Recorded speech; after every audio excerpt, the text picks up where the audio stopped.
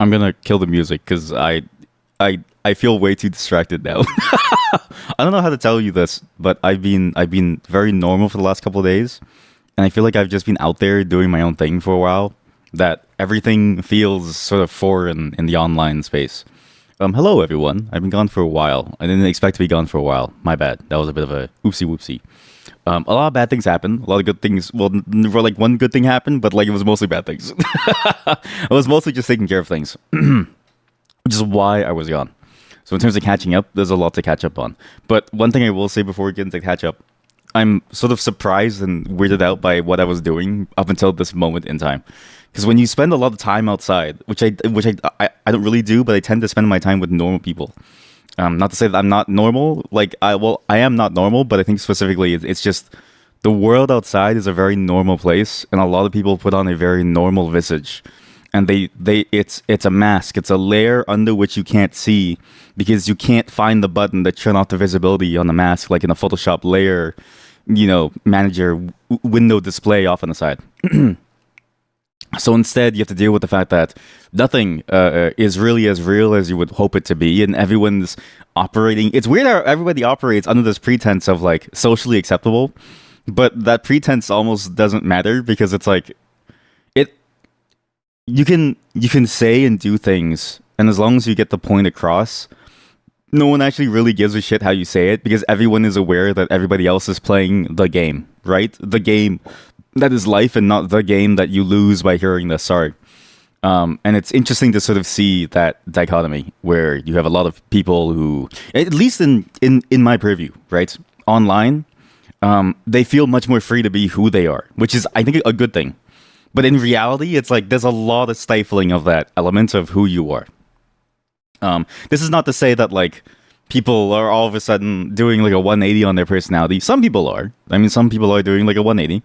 But for the most part, it's more so just the idea that there's just so much niceness going around when a lot of it, like people don't really care about the niceness and people just care about brevity and the ability to move forward in things. So it's fascinating, but to see everything be wrapped up in a layer of like ultra niceness, because if you don't, anything below ultra niceness is seen as you being an asshole. It's like very odd to me.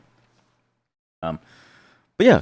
That is to say, I made an observation in the hospital room because, yeah, I wasn't in the hospital. My sister was. She got into a car crash. I can't talk too much about it other than my feelings because, one, it's like a whole legal thing. Two, I wasn't the one being hit by the car, so I have very different feelings about it. Like my sister, who got hit by a car in her car on the highway, has significantly more feelings about the situation that she was in compared to me, right? But I remember it's so like the reason why I was gone was because it was all of a sudden. It was like 11:30 p.m. I had just taken melatonin, so this is like a really bad time for me because I was like, I gotta sleep for tomorrow's stream just to wake up early and do some things, right? I take the melatonin. My dad calls me. And my dad, the way he calls me, it's one of the most infuriating things ever because nobody calls somebody at 11:30 and it's going to be like an okay thing. You know what I mean? Like there's a certain time period where somebody calling you is expected. If you're on call for a business and your business, for instance, calls you at like 2 a.m., that's expected.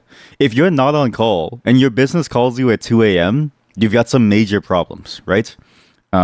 Ergo, when your family calls you at 11:30 and it's like way past sleeping hours, it's like there's something going on. Okay, the first thing he says is, "Hey son, are you free at the moment?" Like, I remember thinking, and I remember asking him. I was like, "Why do you keep asking me if I'm free?" Like, it doesn't matter if I'm free or not. Like, if you're calling somebody at that late time at night, you like, I know I'm laughing. It's a serious thing, but. Like it is a serious thing. I just find like it's funny.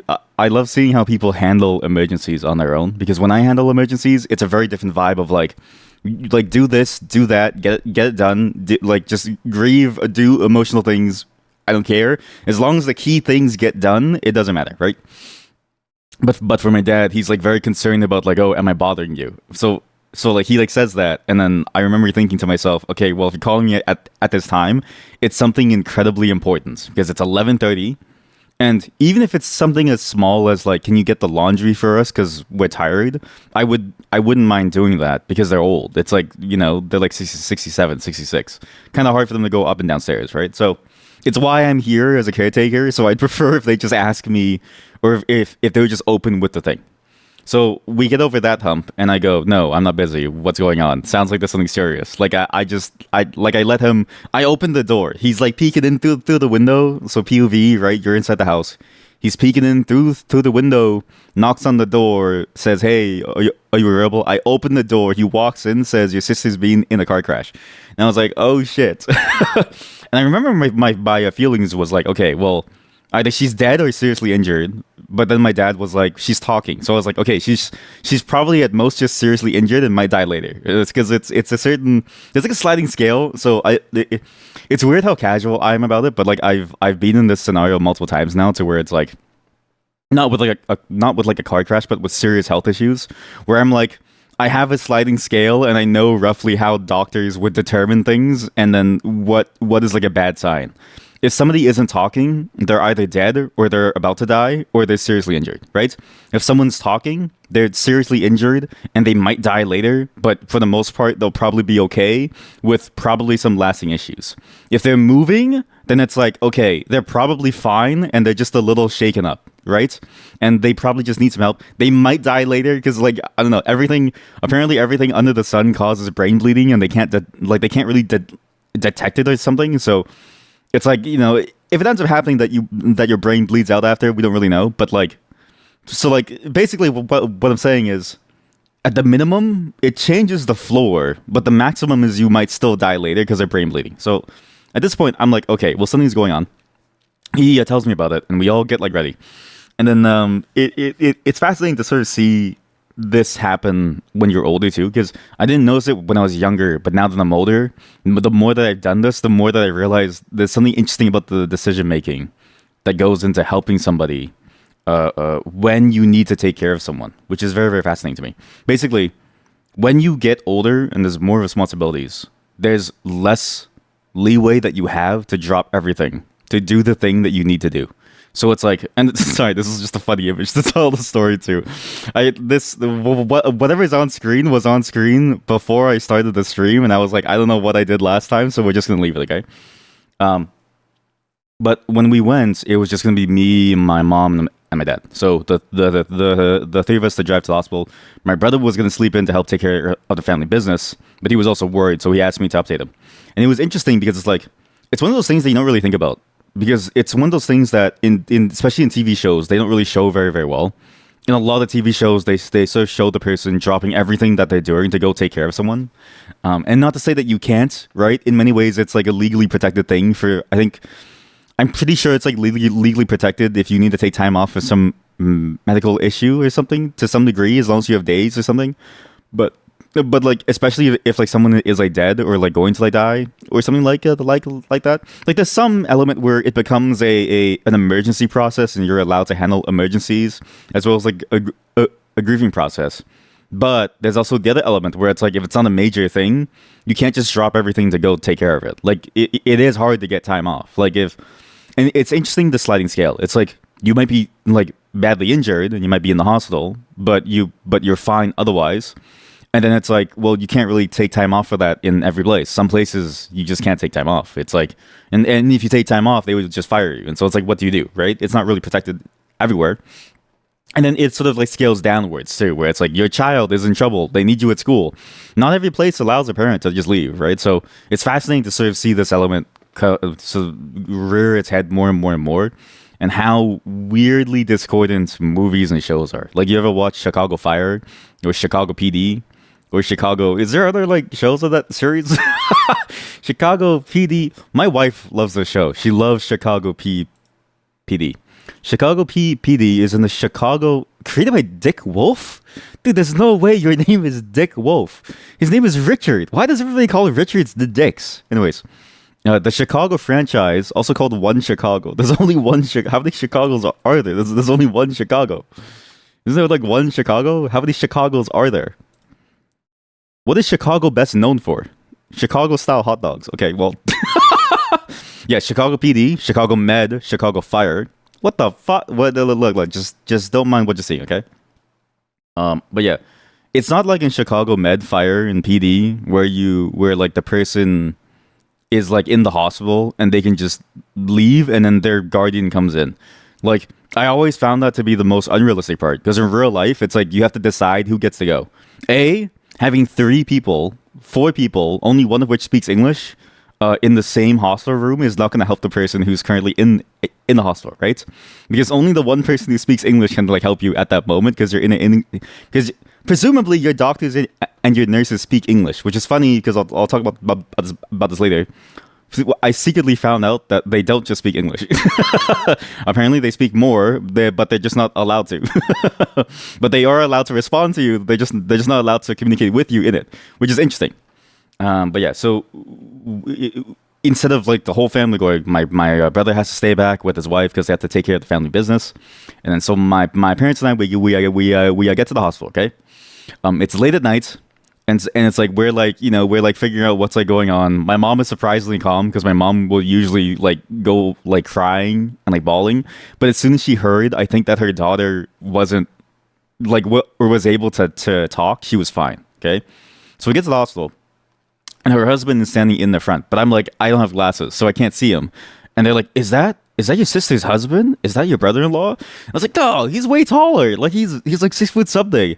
And we get there, and then we get closer, and then he's like the same height as me. And then we were like, oh, that is him. So we get to talking to him. It's fucked up because like I told that to my parents, right? And then my mom, she was like, hey, he didn't think that it was you because he said that you were way taller. And I only found out later that the reason why he's so short now is because he has back issues.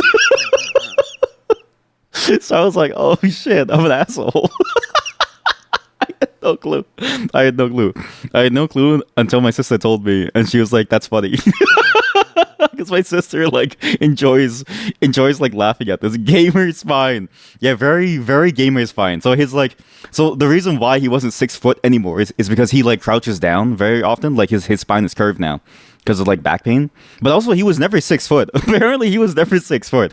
Apparently when I was a teenager, I was just a smaller kid. Like I don't know what happened, but I was under 5'6" when I was a teenager, and now I'm 5'6". And so it's like he was always like 5'7", 5'8". So I was like, oh, like he wasn't 6 feet, and I was like, oh shit. Granted, I haven't seen him in like 10 years, so I was like, I don't know. They were in Vancouver for like a good close to like a decade or like something. So, but we get inside. So we get inside, and it's like it's always funny to go to a hospital because this hospital recently renovated. So. But the emergency wing is still the same old at the front, but the emergency wing on the inside is completely different. So when I went, my memory of how to navigate the emergency wing is completely different from what I knew back then, right? So we get inside, and then he's like, yeah, the security guard told me to sign in here. And I start signing in on this like tablet machine because apparently they use like tablets to sign people in now. And the tablet's like, what? Why are you here inside the triage? What do you need us to see?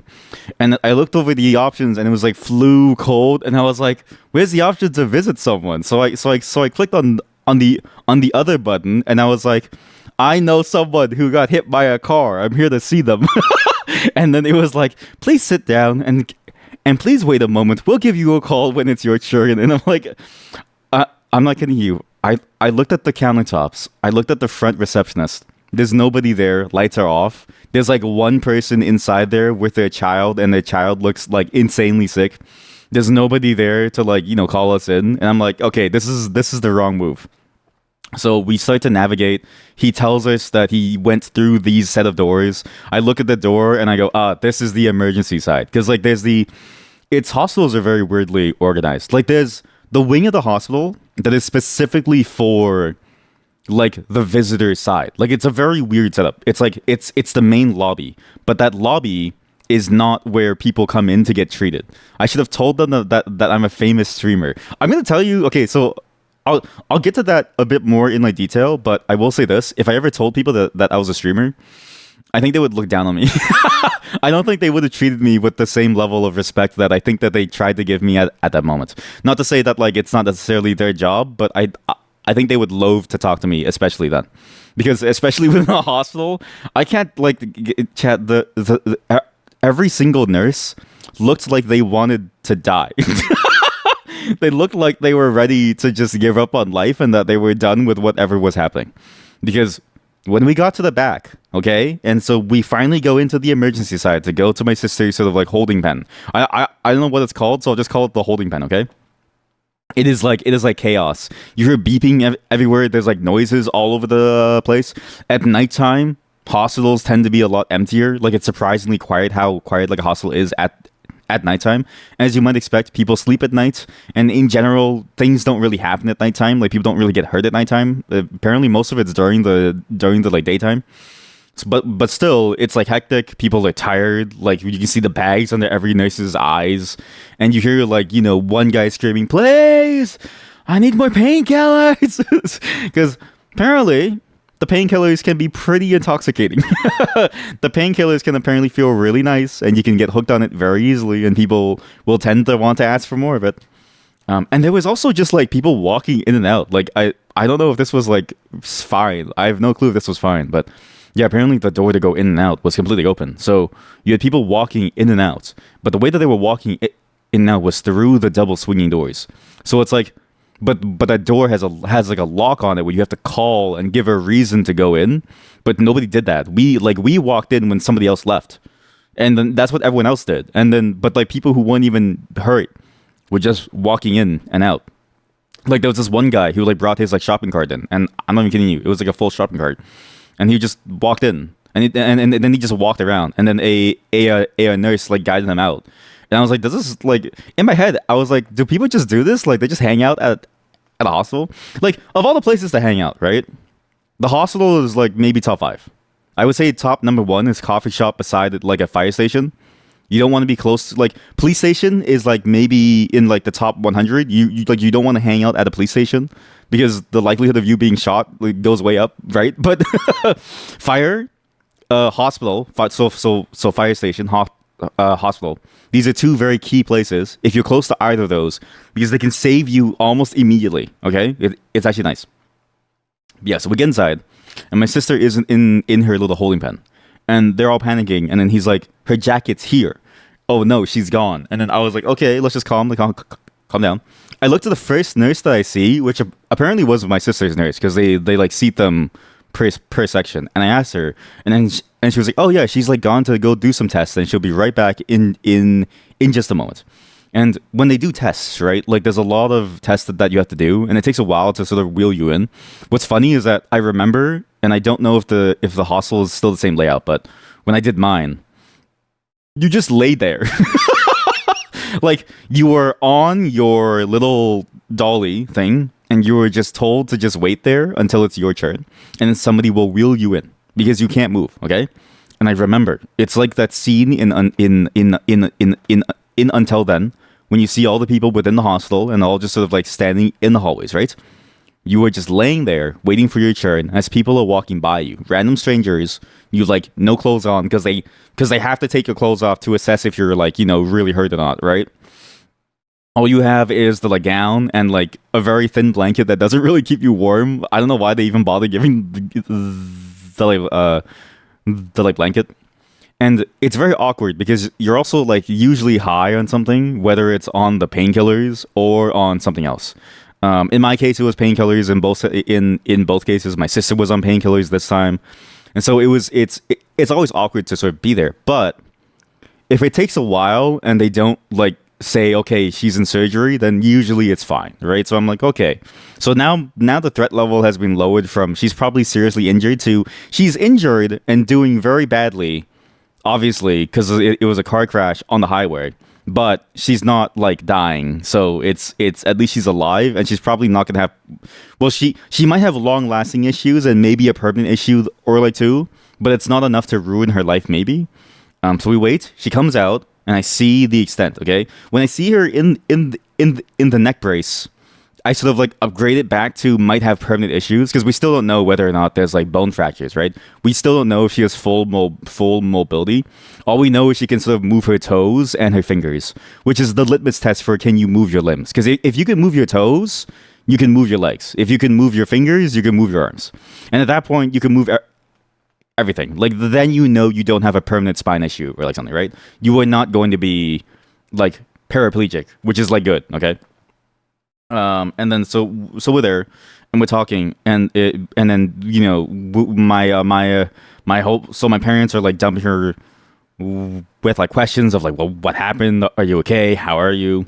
So they say it all in Vietnamese, and then they get to like, they huddle in the corner to talk to the husband to figure out what to do with the kids tomorrow for like school and stuff.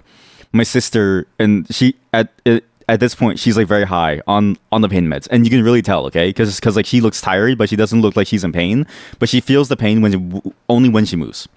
She looks at me, she grabs my hand, she smiles, and she says, "Uncle," my name, because like the kids always call me Uncle and then something, and so it's like they say like Uncle by my name. I'm so high right now. And we just start laughing, and she's like, "I can't laugh, it's in pain." But I'm like, "You told the joke, like you made yourself laugh." So, because my sister has this like, she's my brother always says this. She has a very, very like funny way of being where nothing can really get her down. And my brother has described her as being almost a cult leader, the way that she is. And it's specifically, there's this portion of her speech that is very cult-like that I'll get into when the nurse comes in to like talk to her. But it's always funny to me that she can always be very upbeat. Granted, she's been through a lot, so it's kind of like you can't not be upbeat. Like, it's like this woman has beat two types of cancer, and is now like in a car accident. It's like you can't really, like, she's already like I think she's come to terms with her mortality. Like, if at this point you haven't come to terms with your mortality and the comedy of life, there's nothing that anybody can do to help you, right? Like, emotionally, mentally, I think she's prepared for whatever happens. So to her, life's a play, or like life is all the stage and you're the actor in it, or like something. But it was funny. So we get to talking, and she's like feeling good and stuff. Okay. Nurse comes in. And we sort of like catch up on what like happened, and then she hooks her up to the machine that like does all the beeping noises, tells you what's like happening to her. And this was at this point I found out that the nurse spoke our language, because when I was speaking to my parents in our language, she replied and said, "Yeah, exactly." And then she looked at me as if, oops, as if she wasn't supposed to do that, as if she didn't want anyone to know. So I was like, yeah, of course, yeah. And then she sort of walked out very awkwardly. And I was like, maybe she wasn't supposed to respond to us. And maybe she thought, like, because I don't know if this is like, I don't know what nurses are allowed to do, but everything that I hear from a nurse is like, their time is miserable because they're at the mercy of the doctor and the patient, where it's like the doctors look down on them and the patient looks down on them too. So I don't really know what like happens, but yeah, she didn't really seem like she was supposed to talk to us within our language, but she understood us. So at least we knew worst comes to worst, my parents could communicate with her. But we're there. So this whole thing starts at like 11:30. She gets in the car accident at like 9 or like 10 or like 10 at like night. And then it's like 5 a.m. now, and my parents are like, "Okay, look, we probably have to go," because like they're old, they're 67. I don't blame them, but I probably would have, like, if it's my child, I'm staying inside the hospital. Like, not to say that like they're bad parents, but like, man, my parents give up pretty quickly. But at the same time, it's like I have the energy and the wherewithal of like a 30-year-old. So it's like I'm not a 67-year-old. I don't know how awful it is to like stay up that late and then have to go to work tomorrow, right? I do because I had to. But anyways, so they go home, and then it was just us three, me, her, and her husband. Well, actually, no, her husband also left because he had to go take care of the like kids, right? And so we're there, and me and my sister are like talking, and she's like resting, and she's like, "Oh, I feel the pain meds wearing away. I'm feeling pain now." And then she starts to say like there's like pain under her like neck. So I called the nurse in. She's like, and she helps her fix her like neck brace, and she says, "Oh, there's like a fold under that like wasn't folded up." And so she's adjusting the like neck brace. Okay, it takes her like 5 minutes to like do it because she has to go very carefully just in case the neck is like broken. Okay. fixes the neck brace. I'm not even kidding you. It was like out of a sitcom. As she's taking off the gloves and she says, "Okay, you're all set now," the doctor pulls the curtains aside, just whips it open, walks over to my sister's bed, says, "You don't need this anymore," takes off the neck brace in like 10 seconds and just throws it off to the side and then says, You're good. Go home." And I was like, "What?" So apparently, like she didn't have any broken bones and any organs or brain bleeding. So like the threat of her dying is now zero. Well, to some degree, like we don't know if it's gonna brain bleed later. So he was like, keep an eye on that. But he was like, "You will have a concussion for like a year and a half." And I was like, "Damn, okay." So she's like bad, and you could tell that she was like really really in pain too, because like everything hurt, and her personality change afterwards was funny. But I'll get to that in just a moment. Just know that when you have a concussion, everything changes, and it's way funnier for everyone around you. But yeah, when he said that, I was very happy. So, because we thought she was going to have to stay in for surgery or something. We weren't sure about long-term damage to her back or something. But he was like, yeah, somehow no broken bones or anything. So, but the impact was crazy. Like, I saw the car after. It was insane.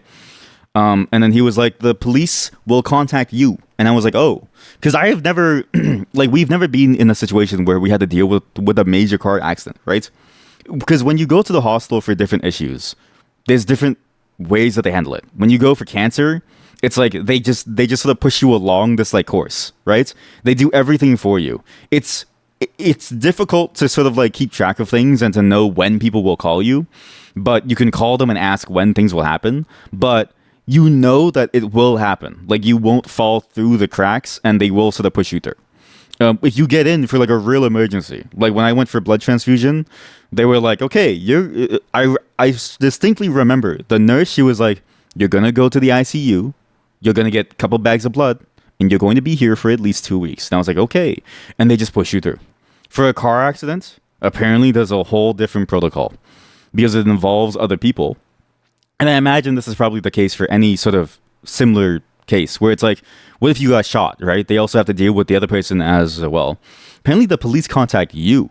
So he was like, yeah, the police will contact you. Your insurance will already have been contacted by the police. Everything will have been handled by the police, and your insurance will handle the next steps. We will also give you referrals to various things because she has, concussion, and we don't know about long-term brain damage or anything. So we had to make sure that she's okay. But it was good. And then so they all come back. They have to get her clothes because when you go inside the hospital, again, they have to like completely take off all of your like clothes. And my sister, it was so funny. She was telling me the story as she's like high on her bed, and then she was like, "They had to wipe the poop off of me." And I was like, "What do you mean?" And then she was like, "I didn't know this, but when you fall unconscious, your body just releases everything." And then she was telling me how inside the ambulance, the paramedic asked her, "Did you poop yourself?" And then she didn't know because it was all like numb, right? But apparently she like shit herself because like when you get hit and you go unconscious, like you let go of everything, like you shit and you piss everywhere. That is an unstated thing. I had no clue, and nobody talks about it because I'm like who would expect this, right? But yeah, that totally happens because you just go unconscious, like you have no control over your body, right? Especially if you go unconscious because of like a major injury. But the TV shows never show this. Like if you've ever seen Chicago Med or Chicago PD, right? And they show the car after or they show the like person, they don't show them covered in like shit. Like they just never show them covered in shit. So I'm like, how is anyone supposed to know that you get covered in your own shit? But apparently it's well-known protocol, and so you go in. They cut the clothes off you to make sure that you're fine, and then the nurse wipes you like down, right? So the nurse that we were talking to wiped my sister down to prepare her to like go get like checked and that stuff. So there's a whole process that I had no clue about. But anyway, so we're getting ready to like go. She gets her like clothes and like stuff, and I'm talking to the like nurse, and then we're trying to figure out like what exactly happens because at this point we still have no clue. Like I know the doctor said that the police would contact us, but I was like, what else happens? Like how do we know about anything else, right? So we get like a discharge form and we sort of leave, and then I was surprised at how sort of lackadaisical it was and how simple it was once they determined that you're not going to like die.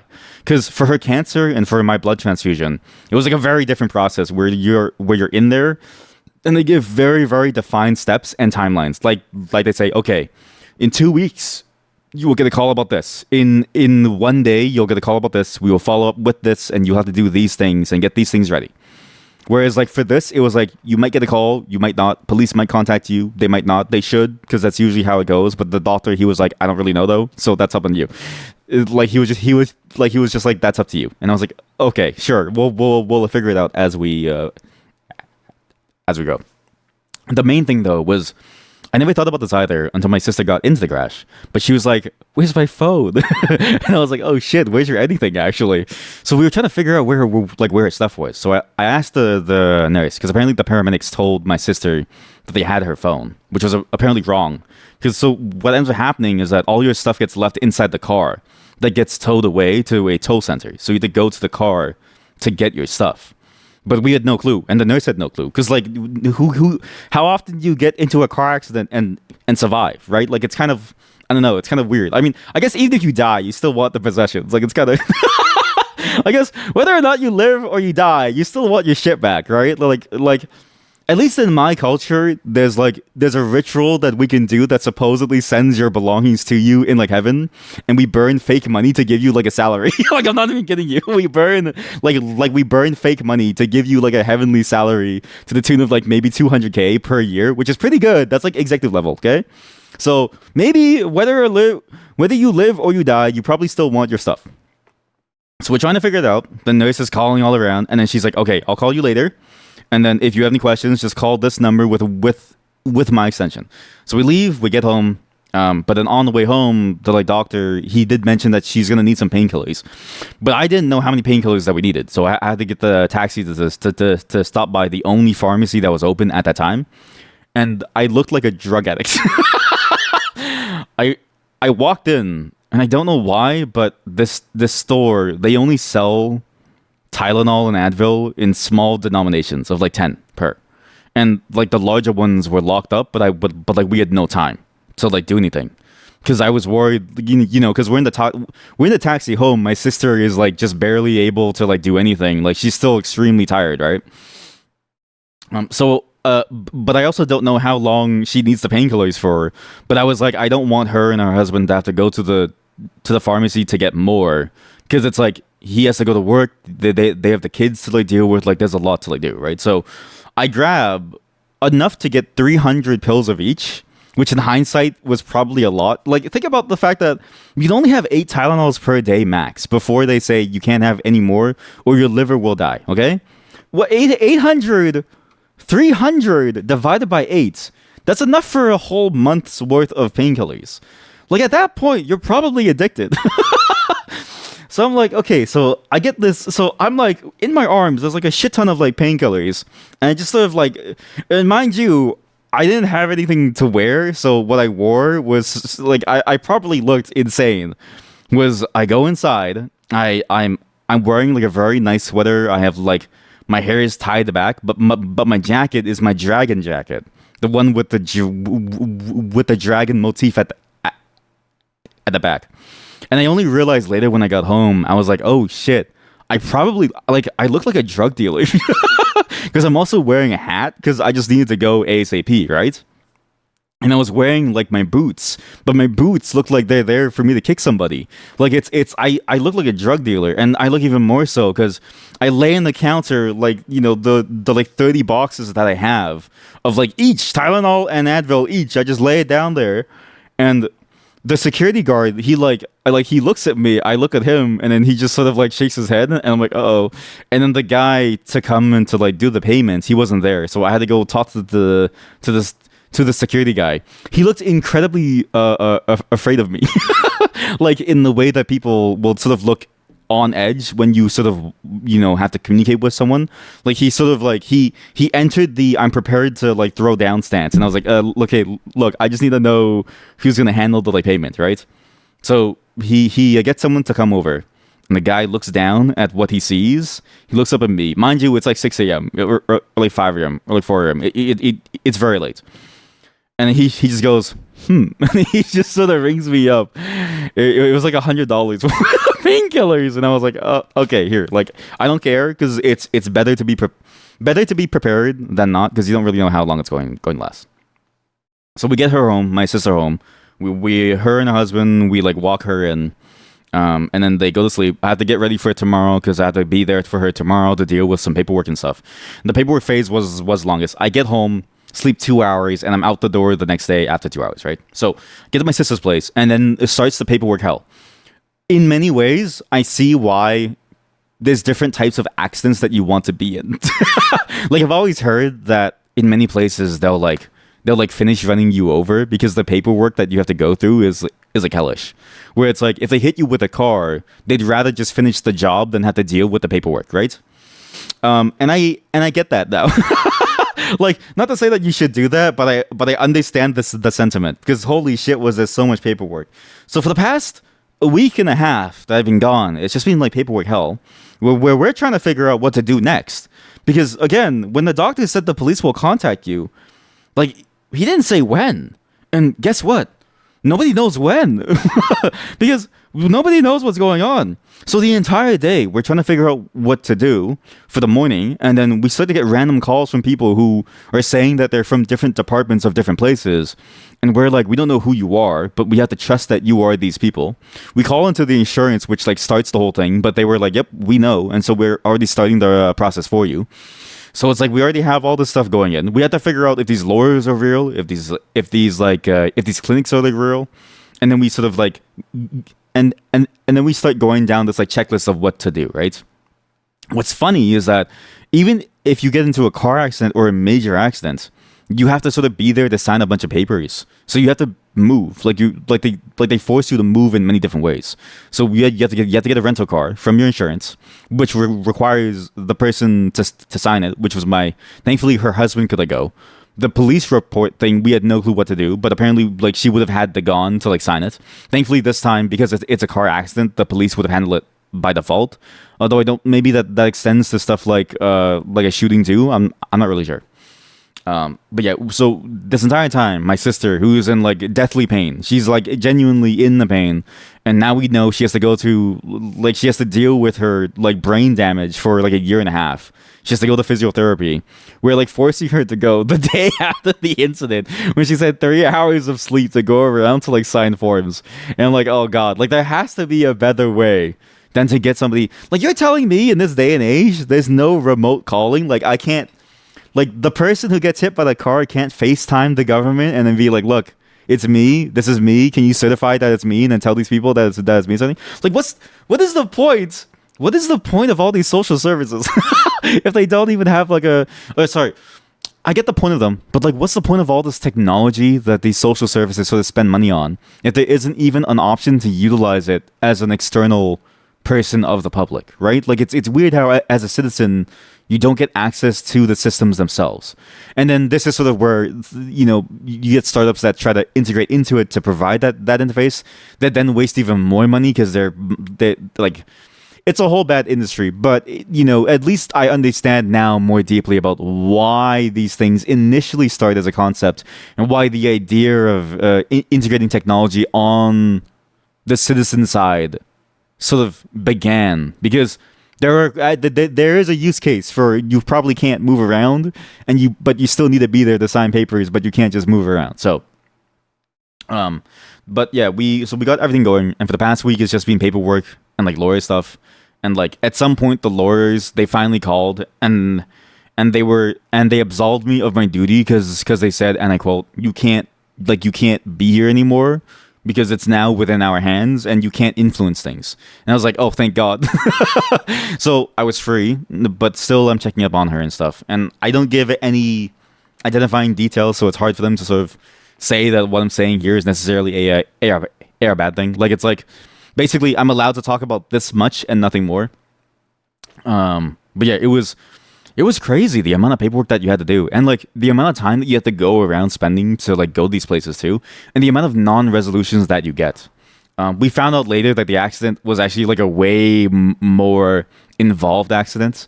That is actually, one, she's not at fault, so it's like, but we knew that already from the impact. But it was funny because basically it was 2 police departments who were working on the case, and I had no clue that this happens. Because if you're in one county and another county, both counties' police departments like handle the case. But they have an imaginary line on the highway, and I'm not even kidding you. There's an imaginary line on the highway where even if there's multiple things that have happened, whatever crosses that line, that's the only thing that they handle. And I was like, I don't understand why they're doing this. But apparently that's what happened, is that one side was handling one of the things that happened, the other side was handling the other half.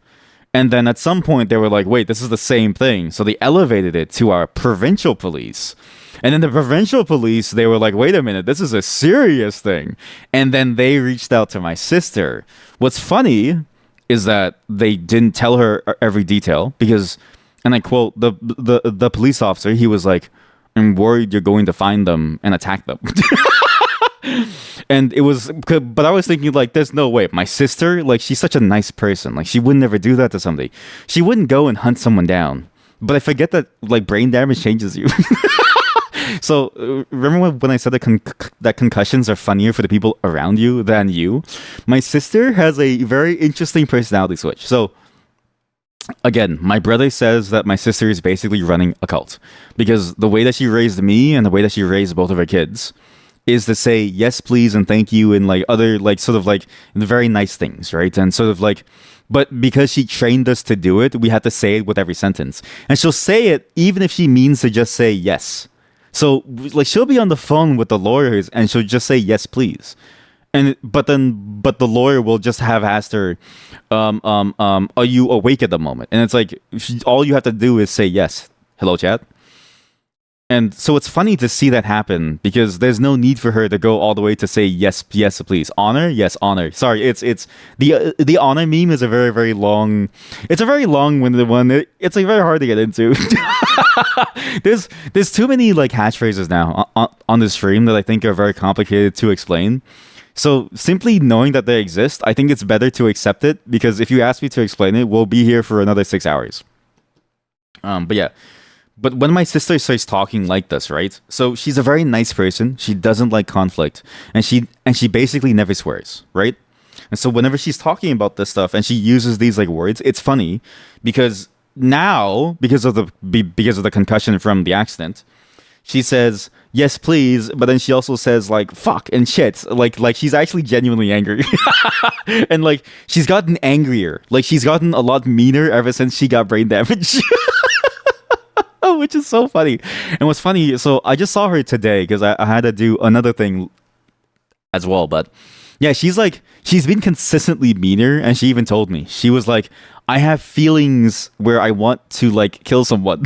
I was like, oh god, okay, the brain damage, like the brain damage has definitely hurt you in some way. So it makes sense now why the doctor, because the doctor specifically said you will be more irritated, you will have a personality change, you will be more angry, and it will last a year and a half.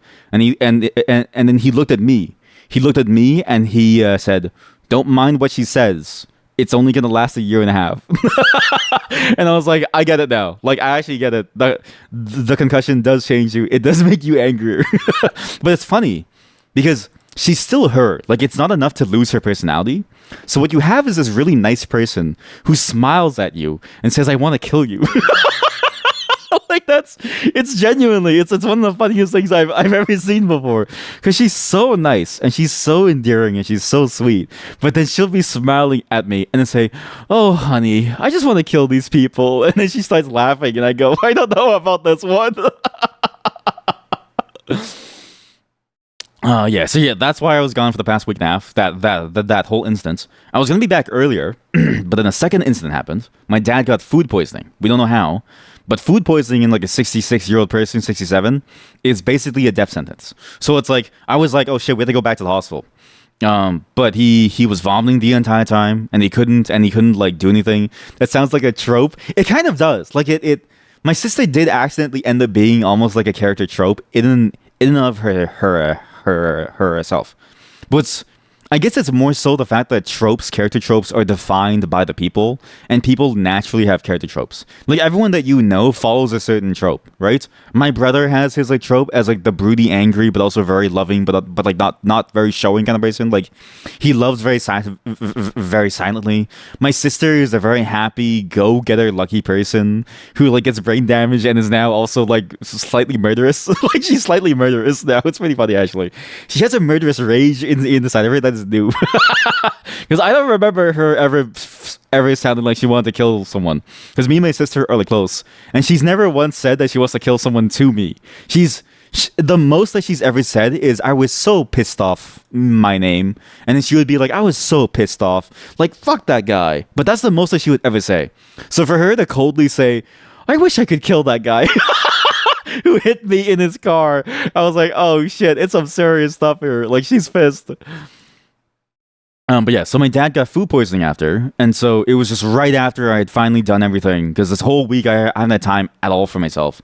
Not to say that like I don't mind that like it's like happening, but it is one of those things where it's like the caretaker side of it, the caretaking side of it is genuinely interesting in that it has its own issues and concerns, right? Where when you're on the caretaking side, you sort of lose a part of yourself in order to gain something else, right? But that gain isn't realized by you, it's realized by you incidentally. If you have a good relationship with your family or like whoever you're taking care of, then you gain something in the form of like somebody who still has like a life and can still be in a family relationship with you, right? If you are doing it for somebody that you have to do it for, but you don't really feel any feelings for it, which many people sort of tend to be in, then it just kind of feels like a waste of time because it's like you don't really like the person, but at the same time you have to take care of them, right? Thankfully, I was the former, not the latter, so I didn't mind this. But there was still a cost of like everything that I had sort of wanted to do has been derailed ever since, which I don't mind, right? But it does get annoying. So I was at the point where I was already annoyed, but I didn't mind doing it. But this one was especially hard because it was like because when you're food poisoning, it's like you don't know because for food poisoning for older people, it's the risk is dehydration, which leads to death very quickly because old people can't go too long. And so we were debating whether or not to get them to the hospital for like an IV drip, right? B, there's a lot of shit. I hate dealing with poop. And I don't know about you. And I get it, right? Because like the thing is, when you're young, your parents wipe your ass. But they have to, yeah? But like, no one ever really expects this. But like now that you have older parents, the reality is that at some point you will have to wipe your parents' ass. Not that I had to, but I had to be within the vicinity of the smell of poop. And I have a visceral reaction to the smell of poop. My own poop, when I smell it, makes me feel incredibly unnerved and unsettled, right? But yeah, he was good, but for the first couple of hours, it was kind of scary. But for the first couple of hours, it was kind of bad. But thankfully, it was only for one day. He felt better by the end of it. He was able to like eat finally. He vomited out all the old bad food. The funniest part, I sound supportive. Everyone has a limit, but I need to focus on myself too. Yeah, exactly. Like it. So I'll get into the support side more often, or more after. But yeah, everyone has a limit, and it's important to recognize your limit, and then recognize that you need to have time for yourself. Otherwise, you'll take it out on someone else. Thankfully, I've already found my limit from a long time ago, so I know what that limit is, and I have different ways to sort of like make sure that it doesn't get depleted. And even if it gets depleted, I know now ways to cope with it and to sort of deal with it and then sort of recover afterwards. So you have the same thing, but with like puke. Yeah, like some things are just like even if I know I have to do it, like if I ever have a child and they poop or they puke, I would just vomit. Like I would probably not be able to like handle it. It's just really hard for me to like handle. And I've changed diapers before for my nieces and my nephews, and like I didn't like it. Like I was like, oh god, you have to do this every day. So it was pretty bad. So no children. You're good without. Very good choice. Very good. Yeah, because I'm not ready to wipe someone's ass. just doing diapers for my nieces and nephews. I'll get into this more after, but just doing that was enough to make me realize that I think I've had the parenting experience. But yeah, thankfully he's like eating at some point. But by this point, I'm exhausted. So I take like a day or two off, and I'm just trying to figure things out. But finally, I'm back. No one's dead. Everyone's severely injured.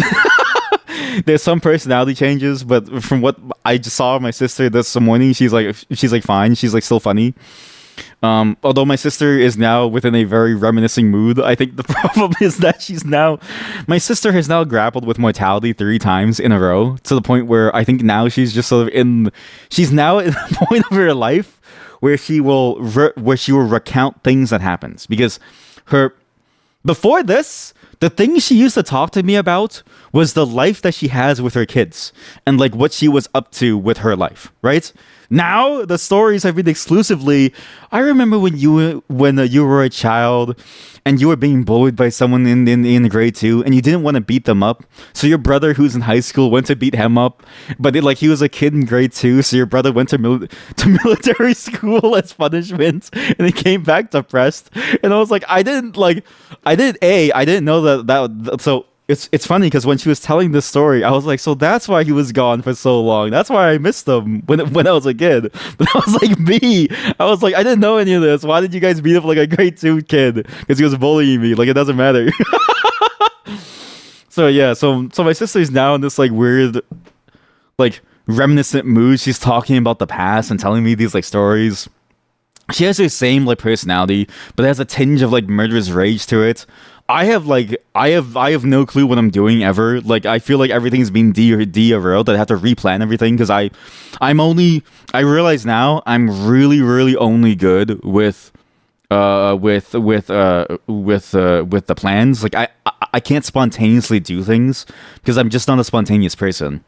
And I'm realizing just how much more of this is going to happen, which I've been like, the whole reason why I'm currently in this situation is because I was aware of that, so I voluntarily chose to come back to sort of like help deal with it, but I didn't realize to the extent of it, right? So I didn't realize like how difficult it would be, and I have much more respect for people who do this, especially my like wife, because she's been dealing with this on her mom's side for a very long time. So it's been a very interesting week to say the least, where a lot of things happen. And in total, I've maybe gotten like 20, well, yeah, like maybe 20 hours of sleep for the past week. So last night was my first really good sleep. And then I woke up early because I forgot that I had a meeting. So, but thankfully, I'm back. I'm done. The lawyers have said I am now legally obligated not to do anything because everything that I do makes their case harder. So it wasn't that I was doing anything wrong too. They just said like, yeah, you just have to let us do it because they have their own system for doing things, and there's like a legal way of doing things, and they have their own way of getting things across. My sister, what's funny is she can't even do anything anymore. A, because it hurts like a lot for her to like do anything, even like move. But B, because she was like, like you can't do anything, and it make it, because people like, apparently insurance companies can get very, very weird. Like they'll stalk you and they'll like use everything against you, even a minor thing. So my sister is basically doing nothing, which like sucks for her. But everyone's alive. Thankfully, everyone's alive, and I'm back to streaming. But again, because of that, I have no clue what to do for these next few streams. This image was on stream when I got here from last stream, so I have no clue what this is. I have no clue what we're going to do. I had a bunch of plans that got derailed. I need to go back and figure out which plans got derailed so I can do them again. But as an update, there will be more party things coming soon. So, what's funny, and actually this is something that I realized after as well, I have no alibi for everything that's happened so far. I've been away when the CEO of the health insurance company got shot. I've been away when the Pope has died. I've been away for like every major event in the world, and so I have no alibi insofar as the chat that you can point to that says I am not directly responsible. Which is funny to me because it's like, I don't plan this, and what's funny is that when I'm streaming, nothing happens. Like, nothing in the world really happens except for maybe tariffs, right? But the tariffs come and go for like Canada and stuff. But then like when I go, like a bunch of people die and then leave and then graduate and then like disappear. And it's like, I don't know what to do. It's like, I wish it happened while I was streaming, so at least I had like an alibi. But it's crazy how quickly things are moving. It's crazy how much time has passed, because all of a sudden it's also May 6th. How could you? Your favorite streamer? Did they graduate? Sorry, that was me. But I will say this. We will have more fun things happening. So Not only did the weird crazy things happen this morning while I was on the like toilet before at like 8 a.m., I saw that the GTA 6 trailer came out, the second one, and that the game's actually coming out in like May or something, or like next month. So apparently that game's coming out soon. My wife really wants to play it, so we're both gonna play it. I was watching that, and I didn't realize, but they're going for a Bonnie and Clyde angle, which is actually cool. They're going for a more Bonnie and Clyde style story where you have like two lovers who are both criminal, who are both like crime connoisseurs, who are like in it for like they're in it all the way, and I'm curious how that goes. I also got news about updates for other games. Like Infinity Nikki now has a multiplayer mode, so the dress up contest will come back. I'm actually really behind on the game because I've only been able to play across the Oculus because like my playtime has been like this. The moment that I've been busy, I can't do anything. But in the stretches of free time that I have, which is like 5 minutes every now and then, I open up my Steam Deck, I play across the obelisk, I play 6 cards, I get called for some other thing, and I do that for the next like half an hour. And I'm like running around the house and going around different houses because I have to go to my sister's place and then our place to get like documents and like stuff. And so there's like been a lot to like do. You've been enjoying the game still. Yeah, it's weird how like I didn't mean to fall off of Infinity Nikki. It was just more so that I just had no time. But then, especially now that, because I don't play games outside of stream. Like, I pretty much only play games during stream. And the only games that I play outside of stream are like party games with my friends. But otherwise, everything that I play for stream, I only play for like during stream. Infinity Nikki, I had a moment where I played it off a stream. But even then, it's hard to find time for that game specifically because of how that game is. That game requires a fair amount of time to get through all the content at first, but at least once you're done, it's like you're done and you can sort of like catch up, which is, it's the same with every game, but especially because of how the game works and how the dress up contest works, the less clothing you have, the worse you are overall. It's like you need the clothes make your Nikki, and I need the clothes to do anything. So, but it will come back soon. I just need to figure out when. I need to get some more clothing and figure out what the next themes are. More party games are going to happen too. I rented a server, so I have a server for things like Sven Co-op and stuff like that. So we'll see some more like random co-op games. Counter-Strike Source co-op will happen, as well as Warcraft 3, because the server can also run the CS Source server. It doesn't need too much. It's also, I will be providing upfront links to download the maps from, because these maps are like a couple 100 MB worth of maps. Like they're huge, so we'll figure it out. You think limited clothes can still work? I just need to think creatively to make it fit. That is true. But like that's why like I need to figure out themes, because like the main thing for me is figuring out what themes to impose on all of you, right? Because especially now that I can like hold your hands inside the game, because I will force all of you to hold my hand as you change your clothing to like match like theme, right? Now that I can do that, I need to make sure that like it's even doable. Because the one thing is like, there's like easy win stuff, but then there's also harder win stuff. And I notice when it gets too hard, it's very difficult for people to sort of like break out of that like mold and feel like they're having fun with it versus feeling defeated. Whereas like if it's easier to do and there's multiple ways to make the look work, everyone feels like they're able to apply their own touch to it and they have more fun with it. So I don't mind lowering the like difficulty to make it happen. But it does require me to have more clothing to know whether or not it's even possible. So until I know what's possible, which will be about a week from now, because that's when I'll be able to like play, I'll have no clue. But because I have no plans, we're just gonna play some blueprints because I have nothing else. I was gonna do a couple other things today, but I realized that I actually don't have much time. Basically, so for the next couple months, it's gonna be like I have very limited time. Maybe streams will go for like 4 or 5 hours at best. There's still things I need to do on my end, and the amount of time that I need for the stuff on my end, as well as helping the family, has now gotten to a ludicrous amount. Thankfully, what's interesting is that one side of responsibilities ended when this stuff started. So I was already busy dealing with something else for some other family business thing, but then that was finished. But because it finished right when my sister got her car accident, it was kind of hard for me to feel like I have time again. So because I have no more time, there's no more 8-hour streams. But I think it's better overall to have shorter streams, because ideally we can pack more overall content into it. 4 to 5 hours is a long stream for you. Yeah, like it's I'm not saying that it's like a short time, but it's more so just relative to where it's like I used to be able. This is the thing that I really hate about aging. Actually, is that I used to have so much free time to play games, and then the problem is that like playing games is my hobby, right? But playing games requires time that you can't sort of like steal from to play sort of like piece by piece. Like say your hobby is playing, I don't know, like chess or something. There's multiple ways to play a game of chess where you can sort of take a move and the other person can like wait a couple hours, right? Or maybe if you play like an online board game, there's like different systems that you have where they can take their time to make them move, right? But if you play stuff like D&D, if you play like any video game that has like a real time element, which and you enjoy that, which I do, you can't like steal time to do it.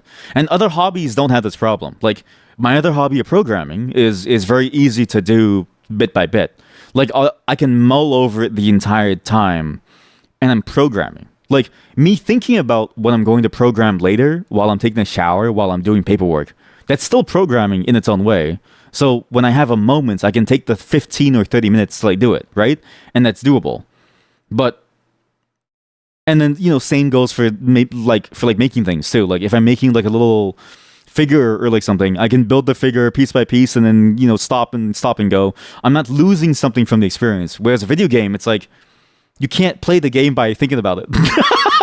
there's no world where thinking about it is more fun than playing the game. Like it's if it's a good game that you enjoy, playing the game is infinitely more fun than your imagination, because in many ways your imagination can be limited by your understanding and even your creativity.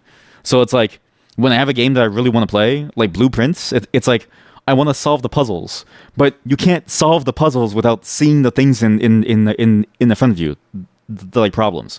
I can mull over the possibilities of the puzzles as much as I want, but I can't solve the puzzle without actually sitting down and actually like doing it in some way, right? So that's the one thing that I hate about growing old, is that it gets harder to enjoy these like longer form hobbies.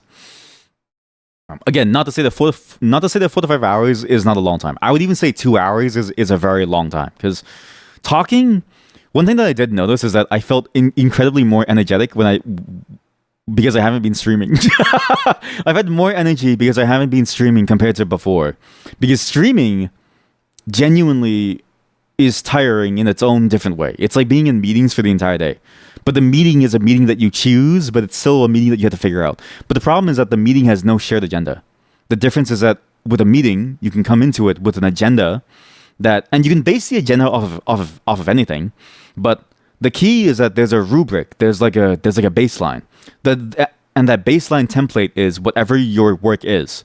Like I can have a meeting about programming, and I can just search up any programming topic that is relevant to what we have. And I can use that to form like the basis of it, of like what we're talking about around that. Whereas for streaming, it's like I don't know what to tell you. Like I like honestly, every time I stream, I just sort of go on and I'm like, what do I talk about? I don't know. Talk about life. Talk about like stuff that like happens, I guess.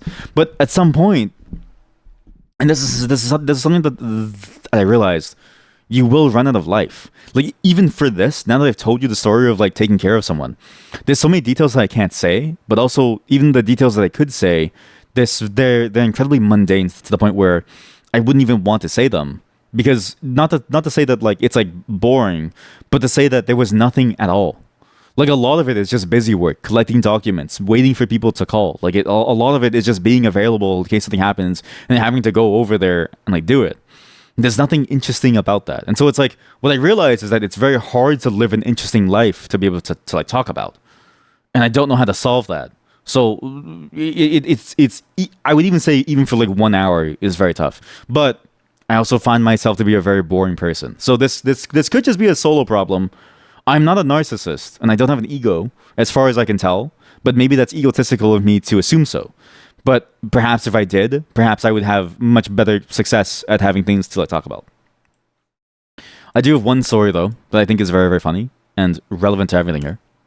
As I was driving to go visit my sister, we passed by a retirement home. And I'm not even kidding you. This retirement home was called IC Savings. The IC Savings Nursing Home, okay? So And I was thinking to myself, this is kind of a fucked up nursing home because imagine that you're old and and you know and you've lived your life, and whether you've lived a good or a bad life, you lived a long life. And in many ways, we imagine ourselves to go out in a blaze of glory, or at least with some honor and respect to our name, right? At least we imagine that our life is going to end with some element to us that is going to be remembered in some way and appreciated by those around us. And imagine being sent to a retirement home by your family that is called IC Savings. IC Savings. The best part, it was spelled with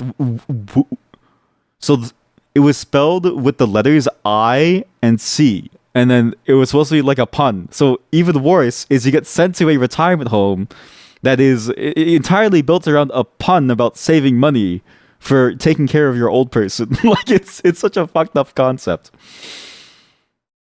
Other than that, I have nothing else to say. We're gonna move on to blueprints now. Just give me a moment to set the game up. I've been thinking about this game a lot, and I have very limited energy, but I've been wanting to play this puzzle game for a long time. I have some updates on various things that we're going to be doing to sort of aid our journey through this game. There's a longer process that I want to get through that will come up within future streams. Just give me a moment. One thing that might change, the time when we do start streams might change soon. I'm getting into more job interviews, and they've been going very well. If I do get a job, I will have to stream later in the day than usual, so we'll see how it goes. Hopefully not too soon, because I do enjoy waking up late. Good night, everyone. You will never have this. And just think about this as I'm gone.